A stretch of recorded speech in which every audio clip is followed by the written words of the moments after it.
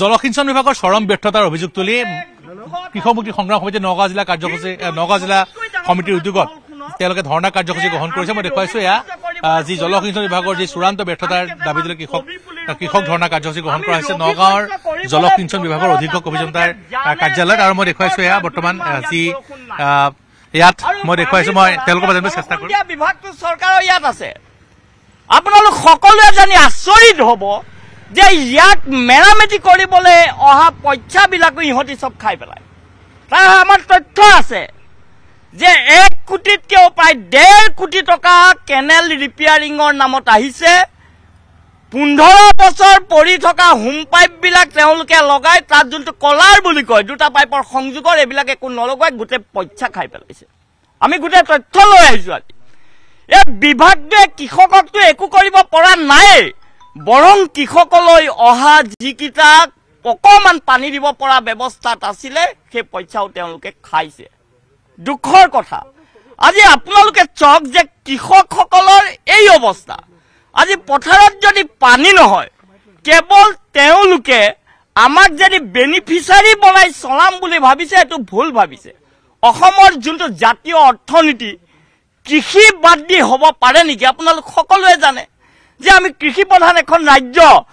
যদি পঞ্জাৱত 98% কৃষিভূমিত পানী যোগান দিব পাৰে, আমাৰ অশোক সিংহাল 2 নম্বৰীজনে কেৱল নিজৰ জেপত পইচা ভৰাবহে জানে।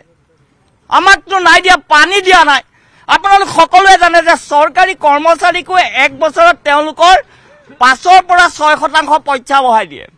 গত 10 বছৰত তেওঁলোকে 1%তকৈ বেছি কৃষিভূমি পানী দিব পৰা নাই। এই অশোক সিংহালৰ বিড়ম্বনা। এই কথা আমি ক'বলৈ আহিছোঁ। আমাক তোমালোকে বেনিফিচাৰী বনাব নালাগে। আপোনালোক সকলোৱে জানে যে গান্ধীজী যেতিয়া 1921 চনত অসমলৈ আহিছিলে যে যদি পৃথিৱীৰ চবতেই দুৰ্ভিক্ষ হয় এই জাতিটো অসমত কেতিয়াও দুৰ্ভিক্ষত খাবলৈ নেপায়, নমৰে। সেই ব্যৱস্থাৰ আমি মানুহ। এই ব্যৱস্থাৰ মানুহখিনিক আজি আপোনালোকে চাওকচোন।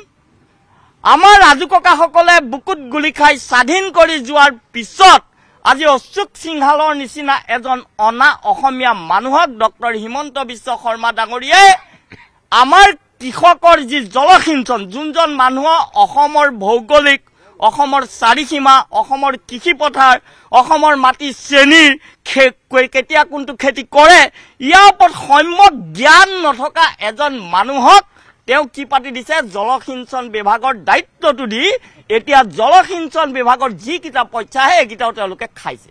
আপোনাৰ ইয়াত এতিয়া আপোনালোকৰ আপুনি নিজেও এগৰাকী কৃষক, আপোনাৰ যিখন পথাৰ কোনো পথাৰতে পানী যোগান দিয়ে জলসিঞ্চন বিভাগৰ? আমি যদি পানী থাকিল হয় আজি আমি হাল এৰি পেলাই আজি খেতি এৰি এই একদম দুৰ্গম এইটো জেগাটোৱে চিনি নাপায়।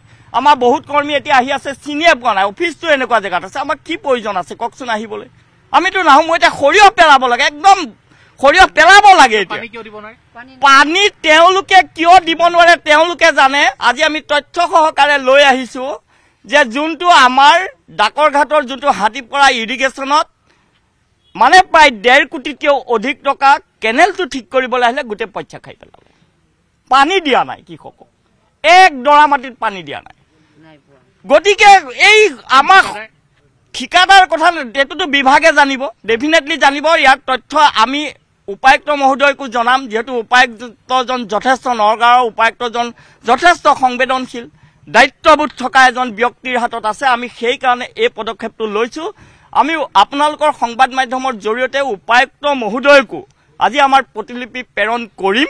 তেখেতেও আমাৰ কৃষকৰ প্ৰতি আমাৰ বিশ্বাস আছে যে তেখেতে এইটো দায়িত্ব সহকাৰে ল'ব আৰু ইয়াৰ যোন দোষী ব্যক্তি তেখেতক দৃষ্টান্তমূলক শাস্তি দি যে কৃষকৰ যোনবিলাক সমস্যা আৰু তেওঁলোকে যোনবিলাক দিছিলে তেওঁলোকৰ তথ্যত যোনটো 24.28% অসমৰ কৃষিভূমিত পানী যোগান দিছো বুলি কৈছে, এইটো হাস্যকৰ, এইটো মিছা কথা, গুগগাত মিছা কথা কৈছে।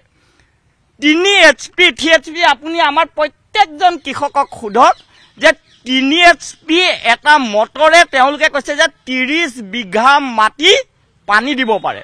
মই প্ৰত্যাহ্বান জনাইছো। মই কৈছো নহয় যে অশোক সিংহালে একো নাজানে। 3 HP এটা পামে পাৰিব নেকি দাদা?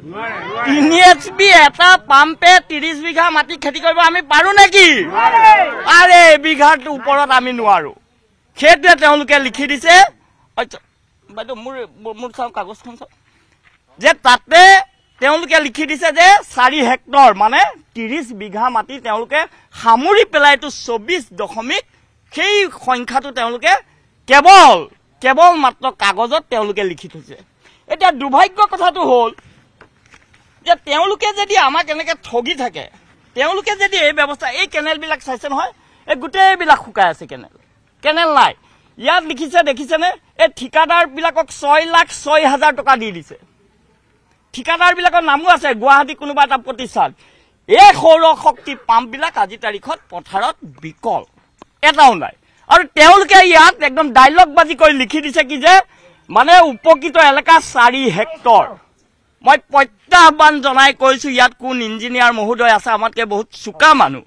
তেওঁলোক ইঞ্জিনিয়াৰ তেওঁলোকে নাজানে যে 3 HP এটা পাম্পে আমাৰ চতমহীয়া পথাৰখনত থকা গৰুকিটাক পানী খুৱাবলৈ উনাতে মই আপোনালোকক ইমানেই কলো নিশ্চয় মই দেখুৱাইছো এয়া আছিলে কৃষক সংঘ সমিতি তেওঁলোকে প্ৰত্যাহ্বান জনাইছে আৰু মই দেখুৱাইছো যে এয়া চাওক এইসমূহ কেনেল শুকাই আছে এয়া কেনেল পানী কোনো ধৰণৰ পানী যোগান নাইকিয়া আৰু ইয়াত যি এইসকল কৃষকে আজি পানীৰ অভাৱত খেতি কৰিব নোৱাৰি এইদৰে তেওঁলোকে নগাঁৱৰ জলসিঞ্চন বিভাগৰ কাৰ্যালয় তেওঁলোকে আজি প্ৰতিবাদ সাব্যস্ত কৰিছে আৰু তেওঁলোকে দাবী কৰিছে যে এইসমূহ যি অনিয়ম হৈছে কেলেংকাৰী হৈছে এইসমূহৰ দুৰ্নীতি হ'ব লাগে আৰু মই পুনৰ দেখুৱাইছো যে বৰ্তমান ইয়াত যি দেখিবলৈ পোৱা গৈছে যে এইদৰে নগাঁৱত কৃষক সংঘ সমিতিয়ে আহি পেলাই বৰ্তমান প্ৰতিবাদী কাৰ্যসূচী ৰূপায়ণ কৰিছে আপুনি বিচৰা বাতৰি পাব কেৱল নিউজ 18 এপত নিউজ 18 এপ ডাউনলোড কৰিবলৈ স্ক্যান কৰক এই QR কোড